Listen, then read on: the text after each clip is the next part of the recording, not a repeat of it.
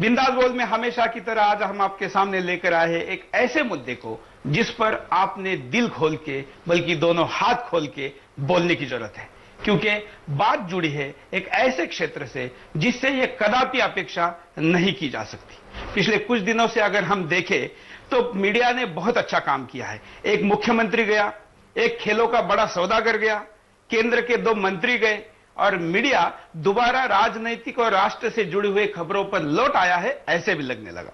क्योंकि उसके पहले तो एंटरटेनमेंट और सांप छछूंदर के ही ऐसे कुछ नाटक मीडिया पर चल रहे थे जिससे लोगों की मीडिया की अपेक्षा टूट गई थी। लेकिन दोबारा इस अच्छे काम के बीच कुछ ऐसे टेप्स बाहर आए हैं जिसमें मीडिया को नंगा कर दिया है और लोगों के मन में सवाल है कि क्या मीडिया दलाली कर रहा है। इसी पर हम आपको पूछ रहे सवाल, क्या पत्रकार और मीडिया दलाली कर रहे हैं? इस पर आपको बोलना है और इस विषय पर आज बातचीत करने के लिए और पूरे कार्यक्रम में हम सबके साथ आपके साथ लाइव में जुड़े रहेंगे 2 वरिष्ठ पत्रकार।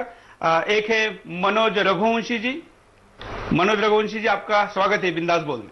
धन्यवाद। मनोज जी जाने माने पत्रकार है और ये भी बिंदास बोलने के लिए जाने जाते हैं। साथ ही ऐसे ही विषय पर लिखने वाले, बोलने वाले और जिनके वेबसाइट का नाम है, वेब पोर्टल का नाम है भड़ास फॉर मीडिया, यशवंत सिंह जी हमारे साथ है। यशवंत सिंह जी, आपका स्वागत है। शुक्रिया। यशवंत जी ऐसे पहले पत्रकार हैं जिन्होंने कई महीने पहले मई में ही इन सारे डॉक्यूमेंट्स को अपने वेबसाइट पर डाला था और अब जब आउटलुक ने इसको छापा तब भी इन्होंने डाला है और भारत के ज्यादातर चैनलों ने, बल्कि मैं ये कहूंगा कि किसी भी हिंदी नेशनल चैनल ने इसको नहीं चलाया है, ना देश के जाने माने पेपर इस पर बोल रहे। ऐसे में बिंदास बोल के मंच पर हमको ये बोलना जरूरी है। आप बोलेंगे, हम बोलेंगे, सब मिलकर बात करेंगे और देखेंगे कि इसका ऑपरेशन क्या हो सकता है। आइए सबसे पहले नजर डालते हैं क्या है मुद्दा। जनता के भरोसे पर खरे उतरने वाले पत्रकारों की छवि दागदार हुई है। आए दिन किसी न किसी पत्रकार का नाम दलालों के साथ उछाला जाता रहा है और आज पत्रकारिता जगत पूरी तरीके से अपने रास्ते से भटक चुकी है। आए दिन मीडिया जगत के लोगों पर उंगली उठ रही है। ऐसे कई मामले दुनिया के सामने आ चुके हैं जिनमें पत्रकार साफ तौर पर दलाली करते नजर आए हैं। कुछ लोगों की वजह से पूरा मीडिया जगत बदनाम हो रहा है। ऐसा ही कुछ देश के जाने माने पद्मश्री का पुरस्कार ले चुके पत्रकार वीर सांघवी और बरखा दत्त ने किया है, जिसे बरखा दत्त ने अपने प्रशंसकों और कुल मिलाकर भारतीय पत्रकारिता को शर्मिंदा कर दिया है। जाने माने पत्रकार वीर सांघवी का नाम भी इसमें शामिल है, जिससे साफ होता है कि इस हमाम में भी कई नंगे हैं। नीरा राडिया और राजा प्रसंग जब आया था तो पहले भी बरखा दत्त का नाम आ चुका है, जो इस बात को साबित करता है कि वो टेप जो आजकल हर वेबसाइट पर मौजूद है और सच्चाई बता रही है उन सिपासलारों की जो अपने को सबसे बड़ा समाज सुधारक और आम लोगों से जुड़ा बताते हैं। इन टेपों ने साफ कर दिया है कि ये लोग भी उन नेताओं से मिले हुए हैं जो आम जनता को लगातार लूट रहे हैं। नीरा राडिया और बरखा दत्त ये तय करती हैं कि मनमोहन मंत्रिमंडल में कौन कौन शामिल है वो और उसके लिए कांग्रेस के किस नेता को पटाया जाए। ऐसे में अंदाजा लगाया जा सकता है कि किस हद तक सरकार में इनकी दखलंदाजी है। बरखा दत्त जिस तरह बहुत डराने वाली आत्मीयता से प्रधानमंत्री से लेकर कांग्रेस के बड़े नेताओं के नाम ले रही हैं और ये भी कह रही हैं कि उनसे काम करवाने के लिए उन्हें ज्यादा मेहनत नहीं करनी पड़ेगी, उससे जाहिर होता है कि बरखा और इन नेताओं के रिश्ते पत्रकारिता के लिहाज से संदिग्ध और आपत्तिजनक हैं। बरखा और वीर सांघवी ने समाज का और तमाम पत्रकारों का भरोसा तोड़ा है। नीरा राडिया का क्या, वो तो दलाल थी ही और आज भी हैं, और दलालों का कोई चरित्र होता हो ये कभी सुना नहीं गया। इन टेपों के सामने आने के बाद बरखा दत्त की बोलती बंद हो गई है। टेप सरकारी है। अब एक बड़ा तबका राजा और मनमोहन सिंह से निपटने के लिए इन्हें मीडिया तक पहुंचा रहा है। टेप 70 घंटे के आसपास का है और पता नहीं अभी कितने दलालों के नाम और सामने आने बाकी हैं। तो 70 घंटे के टेप है, उसमें से कुछ महत्वपूर्ण टेप्स को भी हम आपके सामने सुनाएंगे। लेकिन जिस नीरा राडिया का नाम बार बार आ रहा है और आप स्क्रीन पर भी जिसको देख रहे हैं, जरा नजर डालते हैं ये कौन है। इस पर स्पेक्ट्रम घोटाला थमने का नाम नहीं ले रहा है। उसमें रोज कोई ना कोई नया खुलासा सामने आ रहा है। इस बार बहुचर्चित 2G स्पेक्ट्रम घोटाले की एक महत्वपूर्ण कड़ी सामने आई है, वो है नीरा राडिया।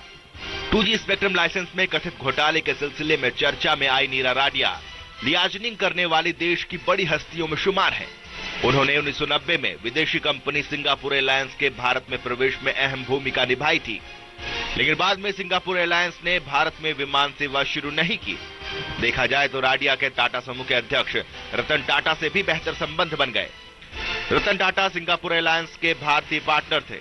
हाल ही में रतन टाटा ने खुलासा किया था कि सिंगापुर एयरलाइंस के साथ मिलकर वो विमानन कंपनी खोलना चाहते थे, लेकिन एक मंत्री ने उनसे 15 करोड़ की रिश्वत मांगी थी। उन्होंने रिश्वत देने से इनकार कर दिया था और एयरलाइंस कंपनी खोलने का उनका सपना अधूरा ही रह गया। राडिया ने व्यावसायिक जगत में 2000 में तब हड़कंप मचाया जब उन्होंने केवल 1 लाख रुपए की पूंजी के साथ खुद की एयरलाइंस कंपनी शुरू करने के लिए लाइसेंस मांगा। हालांकि उनके लाइसेंस का आवेदन निरस्त कर दिया गया। उस समय नागरिक उड्डयन मंत्री अनंत कुमार थे। इसी बीच राडिया 2G लाइसेंस आवंटन के लिए सक्रिय हो गई।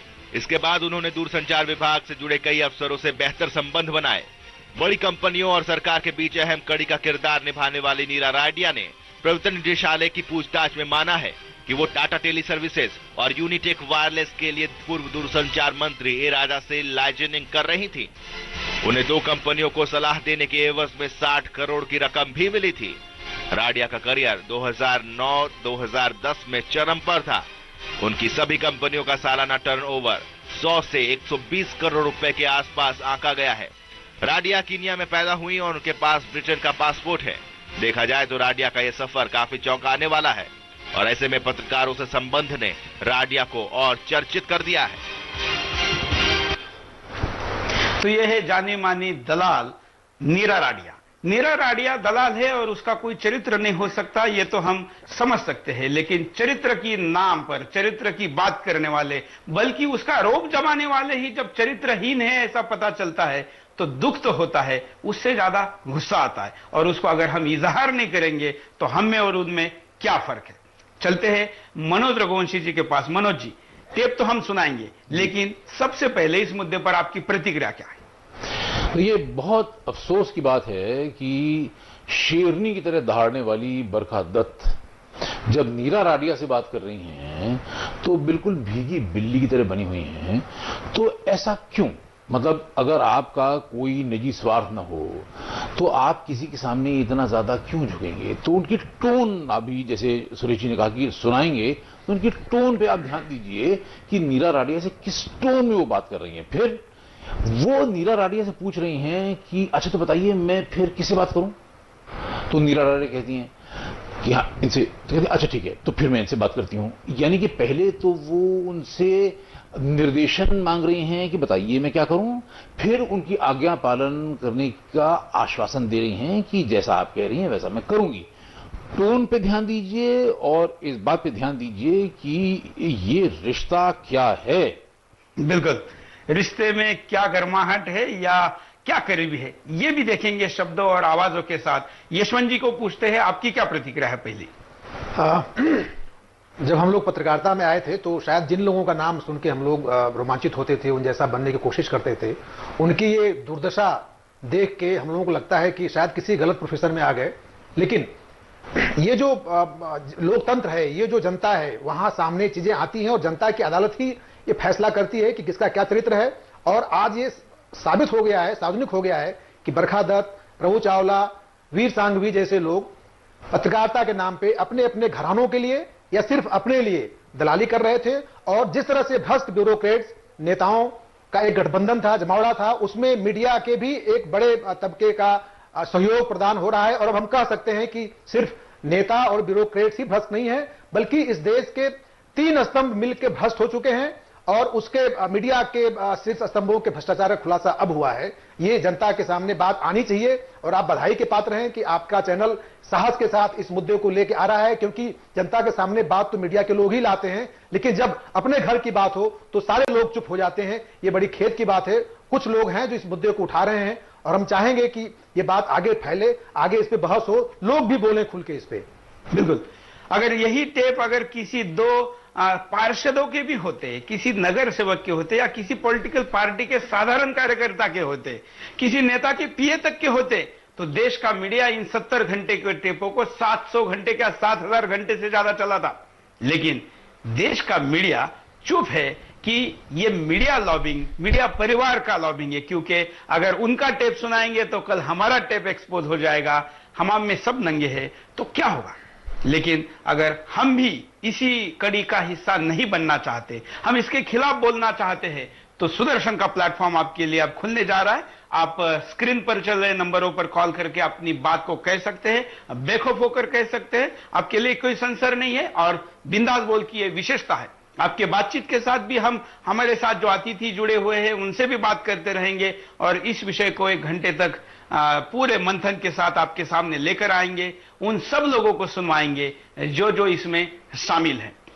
मनोज जी के पास चलते हैं। मनोज जी, जिस तरीके से ये बातचीत हुई है, ये प्रकरण सामने आया है, मीडिया एक जमाने में खास करके स्वतंत्रता के समय में, केवल भारत में नहीं दुनिया में जहां जहां गुलामी थी वहां पर स्वतंत्रता के आंदोलन में मीडिया ने निर्णायक भूमिका निभाई है।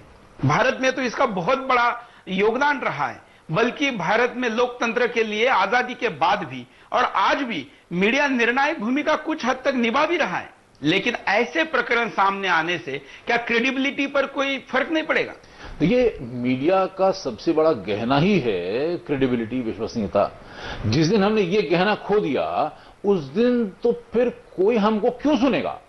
तो वो जो समय सुरेश जी कह रहे हैं कि जब स्वतंत्रता संग्राम का समय था, महात्मा गांधी पत्रकार थे, हरिजन अखबार निकालते थे, उस हरिजन अखबार में लिखे लेख की वजह से उनको जेल होती थी, सारा राष्ट्र उनको मानता था, उनको अपना नेता मानता था। उससे गिर के आज हम यहां पहुंच गए कि मतलब हम दलाली पे उतर आए। और जाहिर है कि देखिए जो बातचीत हो रही है इसमें निहित स्वार्थ होने का शक तो बिल्कुल ही जाहिर है। मतलब अगर भी निहित स्वार्थ का शक न हो तो फिर तो हमारी समझदारी पे शक होने लग जाएगा। और अगर निहित स्वार्थ है तो वो बहुत छोटा मोटा भी नहीं होगा, क्योंकि 1,76,000 करोड़ का अगर घोटाला हो रहा है तो उसके जो कर्णधार हैं और जाहिर है कि उनकी तरफ से अगर कोई काम कर रहा है तो उसको मोटा पैसा या मोटा इनाम किसी भी रूप में मिलेगा। तो ये मतलब कहां महात्मा गांधी का हरिजन अखबार और कहां आज का ये लेवल कि हम मतलब दलाली पे उतर आए हैं। बिल्कुल बिल्कुल।